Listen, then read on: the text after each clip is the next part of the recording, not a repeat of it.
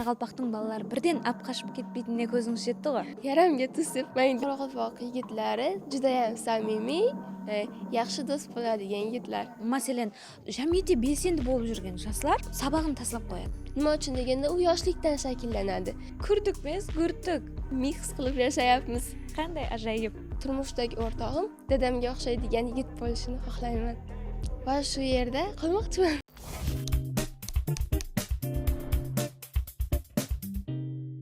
Hammaga сәлем, бұл күнде лайк подкасты. Ал мен басушыңыз Перизат Аяпбергенова. Бүгін ортада өзгеше мейман. Белсенді, шаққан, зерек, талапшан жас. Жұманазарова Машхура, харизмлік қызымыз. Мархамат, өзіңізді анық-тынық таныстырсаңыз болады. Mening ismim Mashhura. Hozirda Ajinazomdagi Nukus davlat pedagogika institutining 4-bosqich talabasiman. 4 yildan buyon shu Qoraqalpog'iston Respublikasida o'qib, tahsil olib, ishlab kelmoqdaman. Не үшін Nukus'ta tanladыңыз? Не үшін біздегі институт, университетлер? Не үшін Самарқанд емес, не үшін Tashkent емес? O'zi haqiqatni aytadigan bo'lsak, men ham shu Yoshlar ittifoqi boshlang'ich tashkilotida sardor bo'lganman, Xorazm viloyatida. Xorazm oldin Shod tumani bosh sardori bo'ldim, keyin Xorazm viloyati madaniyat sardori bo'lib faoliyat yuritdim va hamma qatori endi sardor bo'lgandan keyin 914-qarorga muvofiq muddatidan oldin o'qishga kirish, shunga hujjatlarimni topshirib qo'ygandim. Hamma hujjatlar topshirilgan, ammo suhbat qolgandi. Ammo shu suhbatga kela olmadim. Nima uchun deganda, Toshkentdagi Chirchiq Bo'stonliq oromgohiga bir tadbir yuzasidan ketganmiz va suhbatga kela olmaganman vaqtga qarshi va o'ta olmaganman. Shu vaqtda men juda ham bir xafa bo'ldim, to'g'risini aytganda. Juda ham ishongandim olaman deb, lekin hujjatlarimni topshirdim. Hujjatlarimni topshirganda mana shu uchobni sentrdagi hamma qizlarga Nukusga topshirmanglar, Qoraqalpog'istonga topshirmanglar, ularning yigitlari qizlarni olib qochib ketadi deb hammasini Nukusga topshirganlarni o'zgartirib chiqqanman o'zim. Lekin menda ham yo'q edi boshdan. Keyin bir kun qolganda ham yaqin, ham Sadriddinning tiliga yaqin deb, mening yaxshi ko'radigan qo'shiqchimni yaqin deb Nukusga topshirganman. Va omadim kelib, shu Qoraqalpog'istonga kelib qoldim. Qiz balaning chetda o'quvini baribir qarshilik etadi uyning ishi. Sizda qanday bo'lgan u? Menda ham qarshiliklar bo'lgan. Mening o'zim tug'ishgan akam bilmagan Nukusga topshirganimni, Toshkentga, Urganchga, Urduga topshirdi deb o'ylaganlar. Keyin shu mandat chiqqan kuni bilgan men Nukusga topshirganim, Nukusga kirganimni, shu paytda norozichiliklar bo'lgan akam tarafidan qattiqroq. Keyin onam, dadam yaqin va o'xshash nimalari, urf-odatlari qisman shunga yaxshi ko'rsin deb yuborishgan. Qani yaxshi. Bayag'i aytgan do'stlaringiz ne bo'ldi endi? O'zgartib chiqqan. O'zgartirib chiqqan dugonalar ko'pchiligi yiqildi shu yilisi. Birlari ko'pchiligimiz kirdik, ammo o'zgartirganlarimniki kira olmadilar va keyingi yili Toshkentga topshirib kirdi ular. Qanday yaxshi. Eng dastlab Nukusga kelgan vaqtingizda o'zingizning Xorazm viloyatidagi ne narsalar menен ajralib turdi Nukus? Nukus urf-odatlar menен ba, yaqin madaniyati menен ba? Birinchi kurs. Tilin qanday o'rgandingiz? Birinchi kurs vaqtida keldik. Shu o'qishlar boshlandi odatdagidek. Avval ko'nika olmadim. Nima uchun deganda, faqatgina sinfdosh dugonam bor edi, shu bilan birga kirdik. U boshqa tabiiy fanlarga, men pedagogika fakultetiga kirdim. Lekin bir kvartirada turardik-da. Avval qiynaldim. Nima uchun deganda, tanishlar bo'lmasa, boshqalar bo'lmasa, ko'p zerikardim. Keyin mana shu birinchi semestrda faqatgina o'qishga borib kelib, shunaqa qilib vaqtimni o'tkazdim. Keyin 1-martda qaniki qizlar, bizlarda balli qizlar nomli ko'rik tanlov o'tirildi va shunda menga hech kim aytmagan shu tadbirga qatnash deb, lekin nima afishalardan ko'rib borganman. Qo'rquv bo'lgan boshda 4-kurs qizlargacha qatnashish mumkin ekan. Ular men nima qilib ketsa, g'olib bo'lib ketsa, ular nima qilaman deb. Keyin o'zimda kuch topib bordim. Nima uchun deganda, boshda bu yerdagi biz boshqa nimada o'qirdik, Zdaniyada. Bu yerdagi mana Yoshlar ittifoqidagi nimalar yetakchi kengashlar ko'rmaganman. Shunday qilib bordim. Keyin shu yerda ko'rdilar meni. Zaynabxon monologim bor edi. 3-shart erkin shartda Zaynabxon monologini aytib berdim va hamma yig'ladi, lekin meni ham yig'ladi deb o'yladilar shu vaqtda, lekin men yig'laganim yo'q edi. Shundan keyin yetakchimiz, kengashimiz bilan tanishib, bu hozir o'zimizning tarafda sardor bo'lib yurgan bo'lsam, keyin meni jalb qilishdi, tadbirlarga, tanlovlarga qatnashishga yordam berishdi va boshda fakultet talabalar kengashi raisi, keyin yetakchisi, keyin hozirda Besh tashabbus loyihalari koordinatori bo'lib faoliyat yuritmoqdaman. Qanday yaxshi. Ha. Eng basisi keldingiz, Qaraqalpoqning bolalari birden apqashib ketmaydigan ko'zingiz yetdi ғой. O bosqichlarni so'radingizmi Qaraqalpoq qizlaridan, o'zingizning gruppalaslaringizdan? Ha, so'radim. Aslida unday emas ekan, kelishilgan holda olib qochadi ekan, faqatgina udumiga. Men qo'rqardim rostdan ham. Hatto menda Qoraqalpoq yigitlari bilan umuman gaplashmasdim. Parallel gruppamdagi bolalar fotoshunda tushganda, nimaga deganda shunday deb o'ylashganmizda biz oldin. Lekin unday emas ekan. Qaytanga Qoraqalpoq yigitlari juda ham samimiy, yaxshi do'st bo'ladigan yigitlar. Qanday yaxshi. Hozirgi kunda elimizde ayol qizlar uchun ta'lim sohasida olib borib turgan reformalar haqida ne ayta olasiz? Reformalar juda ham jadal rivojlanmoqda. Mana shu hozirda Qoraqalpog'iston Respublikasida bo'layotgan reformalarda mana o'zim qatnashib, shu faol qatnashib kelmoqdaman. Masalan, yaqinda ochilgan Taxto'be nimaga foydalanishga topshirilgan. U yer oldin juda ham umuman odam yashab bo'lmaydigan bir tashlandiq joy ekan, lekin hozirda u yerda O'zbek ovuli, Qoraqalpoq ovuli degan uylar qurilgan va juda ham bir turistik bir makonga aylangan va shu yerni obodonlashtirib juda ham bir turizm makoniga aylantirilgani juda ham quvonarli. So'ngra yana Qaratiran ochildi yaqinda. Va ulardan tashqari Qoraqalpog'iston yoshlariga juda ham katta imkoniyatlar yaratilmoqda hurmatli prezidentimiz tomonidan va mana shu imkoniyatlardan to'laqonli foydalanib kelayotgan yosh sifatida o'zimni his qila olaman. Qaysi imkoniyatlari sizga ulkan eshiklarni ochdi, yetishganliklaringizga yo'l ko'rsatdi? Masalan, Qoraqalpog'istonda o'qiyapman, lekin boshqa viloyatda tug'ilgan yosh sifatida shuni ayta olamanki, Qoraqalpog'istonliklar insonning samimiyligiga juda ham e'tibor beradilar va ular ham samimiy juda ham va ozgina harakat qilsa bo'ldi, ularni qo'llab-quvvatlay oladilar va shu mehnatlarimizni qadrlay olishyapti va shu tanlov va tadbirlarga qatnashtirib hammani birlikda og'iz birchilikda deydi-ku, shu og'iz birchilikda shu yashab ishlab kelmoqdamiz.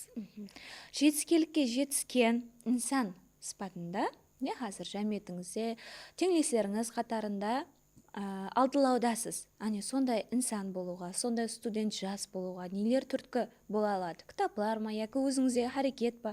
Menimcha hozirda u qiyin. Hozirgi, masalan, hozir 21 yoshda bo'lsam, hozirda qatnashib ketishi qiyin deb o'ylayman. Nima uchun deganda, u yoshlikdan shakllanadi.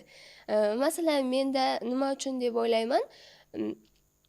Odamlar bilan gaplashish, ya'ni обществительный odamlar bilan tez chiqishib ketishi va mana shu moslasha olish qobiliyati bo'lishi kerak va shu qobiliyat ham bo'lishi kerak. Mana shu qobiliyatni rivojlantirish bilan birga shu lider dedi-ku, boshqa yoshlarni ham o'zini ortidan ergashtira olishi kerak.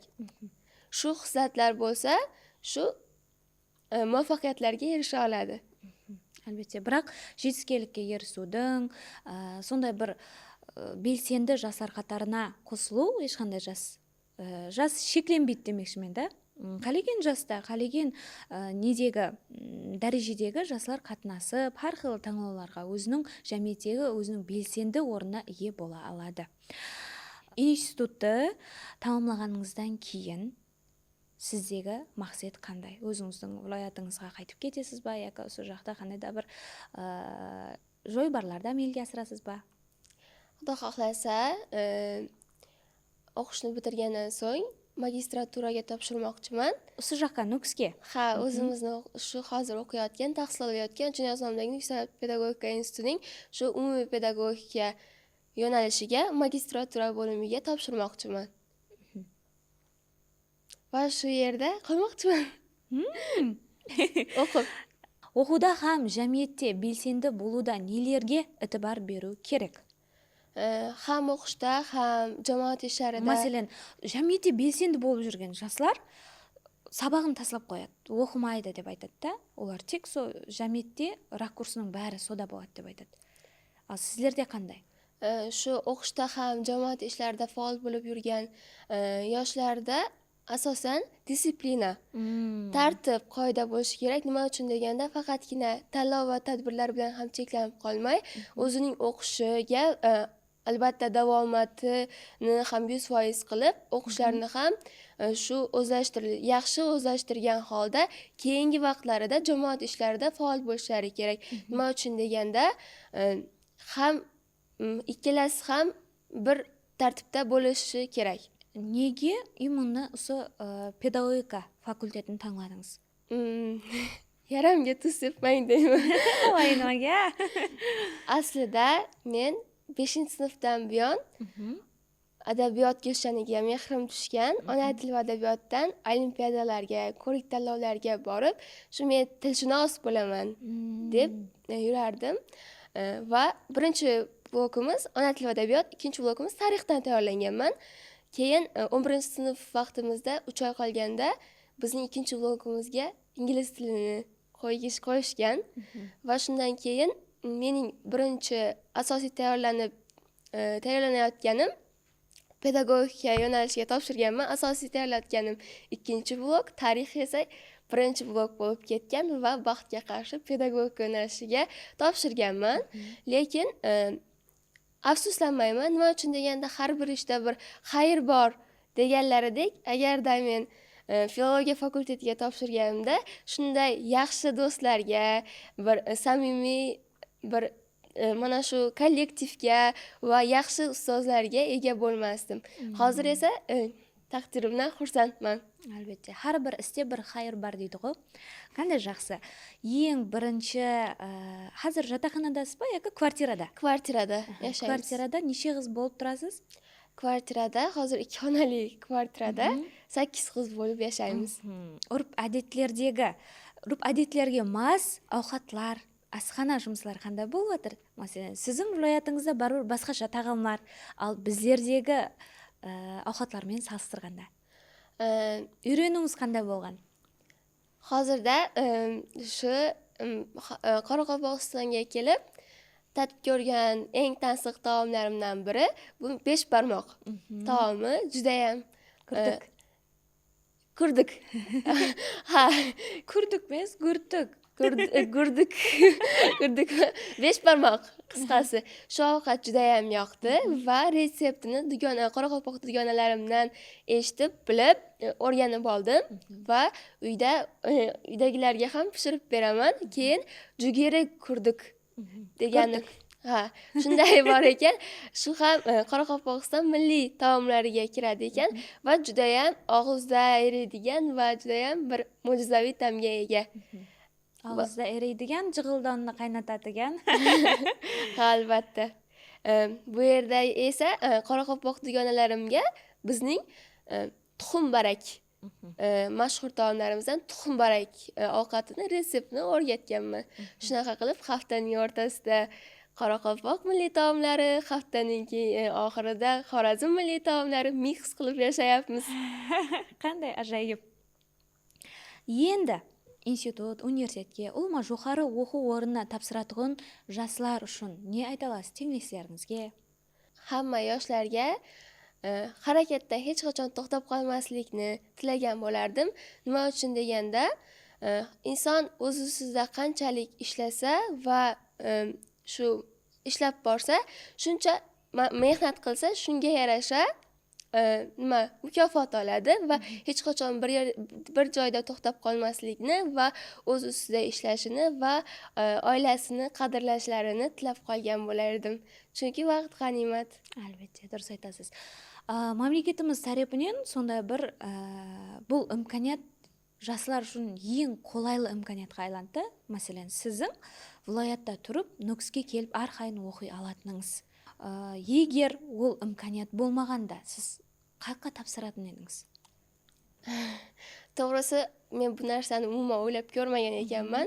Nima uchun deganda, shu Qoraqalpog'iston Respublikasida kelib, shu institutimizda o'qib yurib, hali nimaga o'zimiz tarafga topshirmagan ekanman degan xayol umuman boshimdan o'tmagan. To'g'risi, nima uchun deganda, Qoraqalpog'iston faqatgina o'qishim joylashgan joy emas.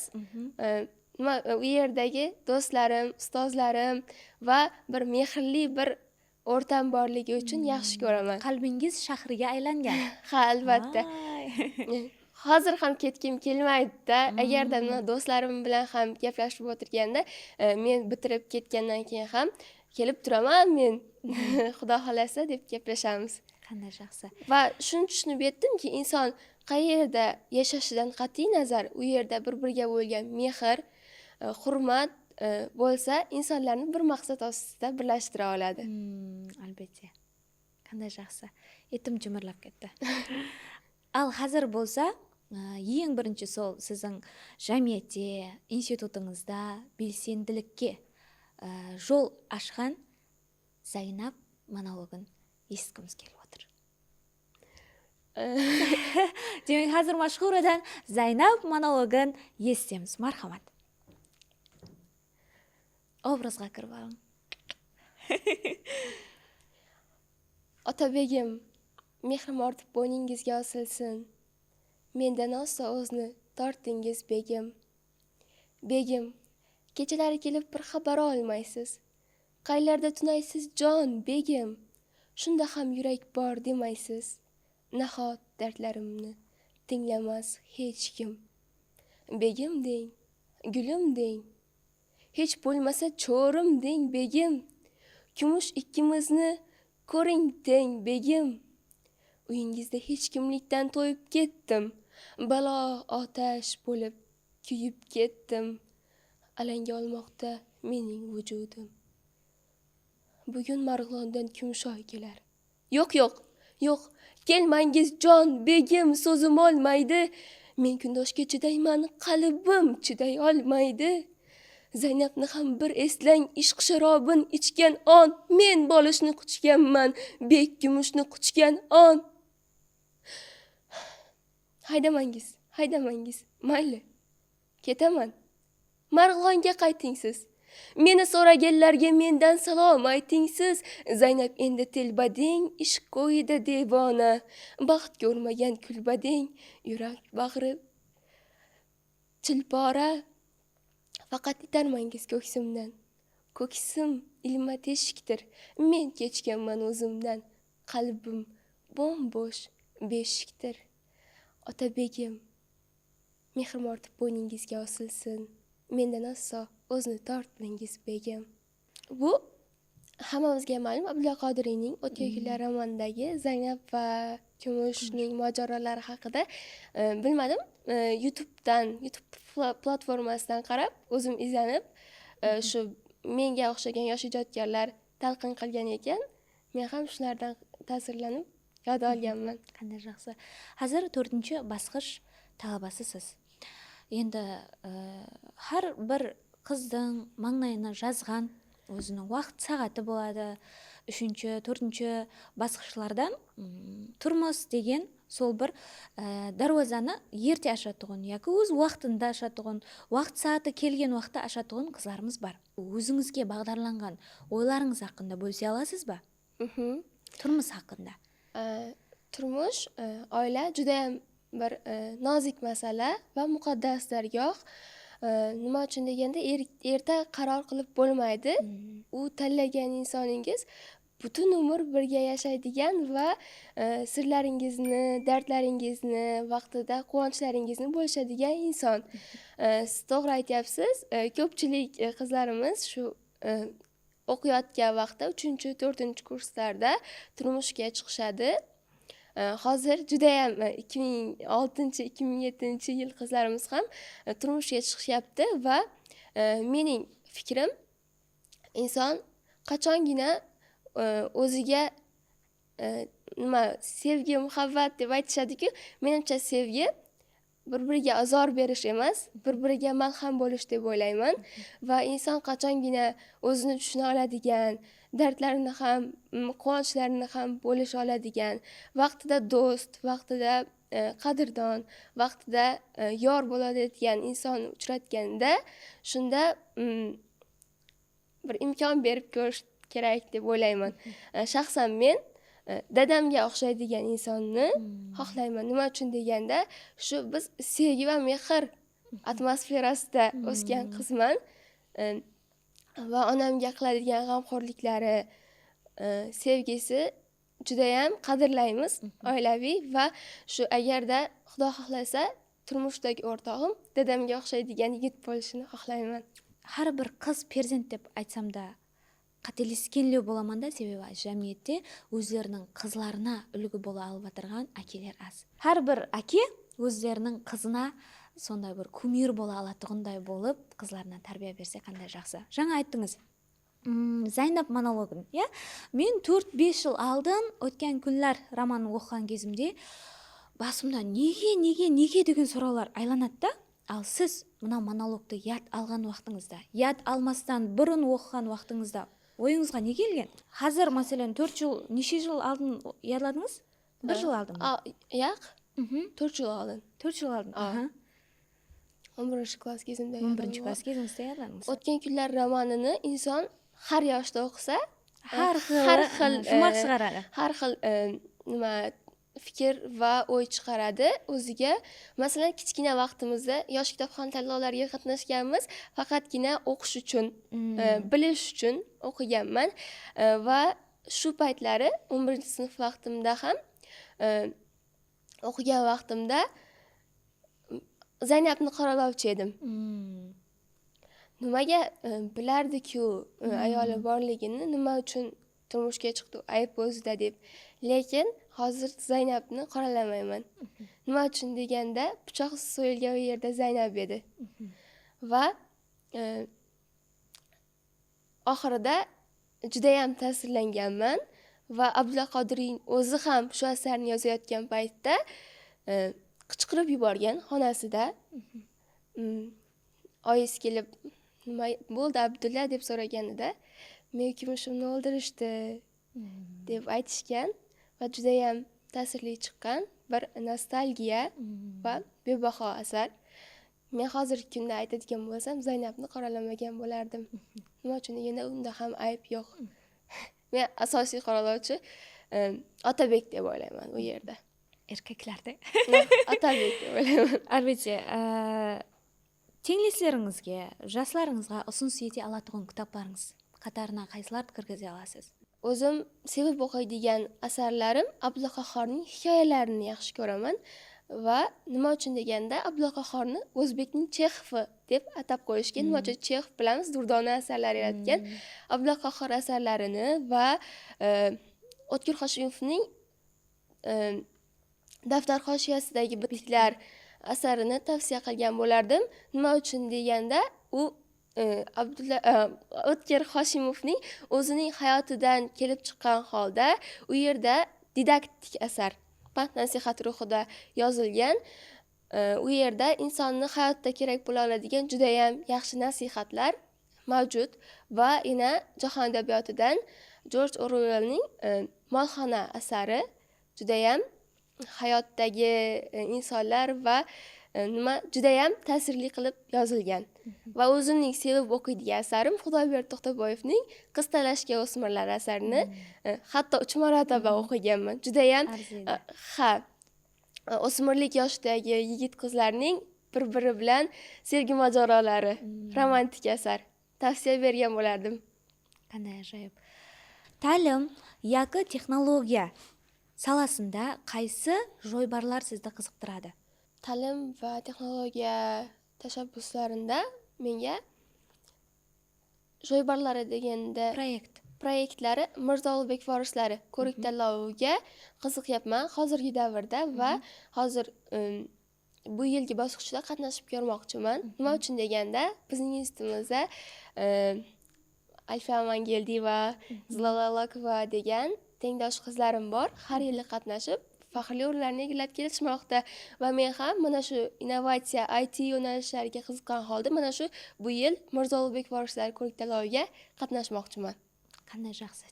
Tenglisga degan prinsip bor endi. Albatta, atrofimizdagi alg'a ilgirlab o'tirgan har bir shaxsga bizdek umtilib, solar qatorida bo'la alu uchun harakatimiz aniq, maqsadimiz tiniq bo'lsa, barcha yaxshi bo'ladi. Albatta.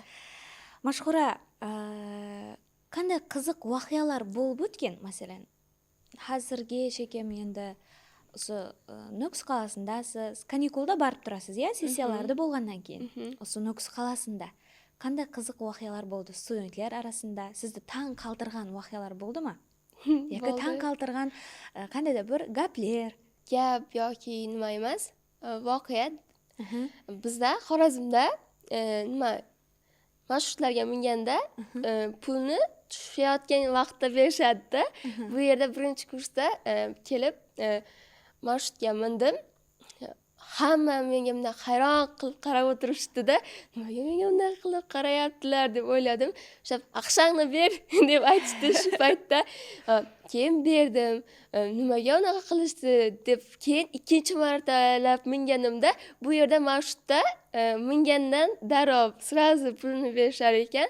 Shu yeri hayron qoldirdi. Keyin bir kulgili voqeaga kelsak, birinchi kurs vaqtimda aytdim, shu paytda boshlaganmiz tanlovlarga qatnashib, bitta konstitutsiya vaqtimiz qolmasmi degan bir tadbirga tayyorgarlik repetitsiya vaqtida bitta parallel gruppadagi qoraqalpoq bola ham qatnashmoqchi edi va uning ismi Jo'l Mirza ekan. Keyin Jo'l Mirza, sening o'zbekcha noming Yo'l Mirzami deganman-ku. Shunda otni qoraqalpoqchasi o'zbekchasi dedi. Shu bir yodda qoladigan bir qiziqarli voqealardan biri. Ta'sirli voqealar-chi? Sizni xijolat qilgan.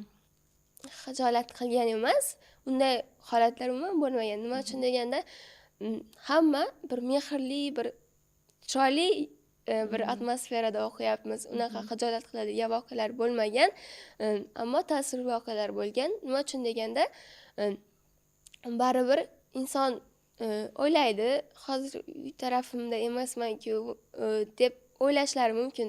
Lekin shu men boshqa viloyatdan kelib shu yerda o'qiyotganimga qaramasdan nima bo'lsa ham teng ko'rishadi insonlarni va juda ham samimiy.